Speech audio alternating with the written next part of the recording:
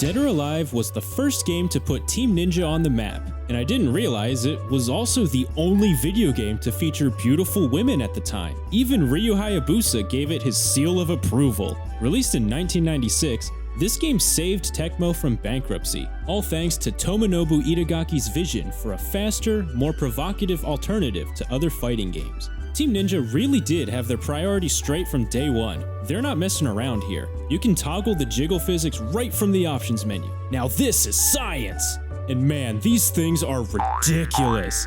Even just crouching sets them off. They're so crazy that Tina literally smacks herself in the face whenever she runs. But polygons aside, how's the game feel? Well,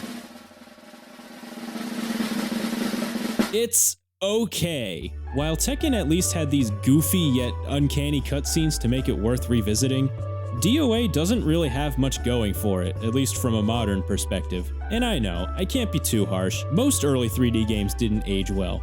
And to its credit, the mechanics are pretty smooth, albeit a little janky at times, and the game is a solid foundation for what the franchise would later evolve into. The base roster also has a pretty good lineup of characters, including Ryu Hayabusa from the Ninja Gaiden series, before his modern design existed. It's also worth noting that there were only 3 female characters here, which is pretty crazy compared to what we have nowadays. The gameplay overall feels very much like a proof of concept for the franchise. It has a 3-button layout much like Virtua Fighter, but with a built-in parry mechanic that you can use to counter enemy attacks.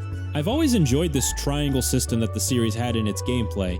It made it feel like you always had a chance to turn things around, which kept the action exciting and approachable. DOA 1 isn't quite fully 3D though, and you're mostly limited to moving forward and backwards, which I think is the game's biggest drawback, at least when compared to its sequels. The game also featured which were parts of the stage that would explode and launch you into the air if you fell onto them. Winning a match this way can be pretty hilarious, as you'll see your opponent's body falling down while you strike a stupid win pose. And in typical arcade game fashion, this one is designed to drain your life savings with the AI's insane difficulty.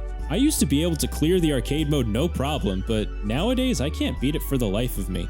Enemy attacks just deal so much damage. How was I able to put up with this before? Overall, the game isn't bad, but much like every other early 3D fighter out there, it's a good first attempt, and I think most people can safely skip this one. Things didn't really take off until the sequel came out in 1999.